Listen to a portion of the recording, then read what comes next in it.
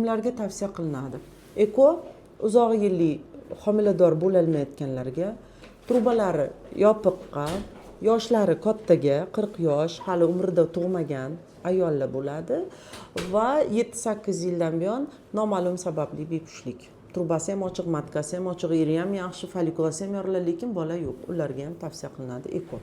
Sizda bu sanab o'tgan narsalarning 3tasi bor. Yoshingiz, trubangiz yopiqligi, urug' zaxirangiz kamayayotganligi va 5 yillik bepushtlik. Dash 4ta sababingiz bor eko bo'lish uchun. Shuning uchun srazu eko qilish kerak, tezroq homilador bo'ling.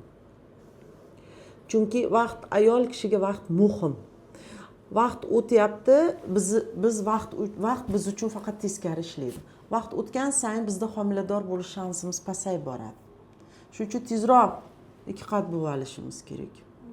Xo'jayin bilan maslahatlashish kerak-da, bitta tug'ayman ham, tug'alaman, faqat eko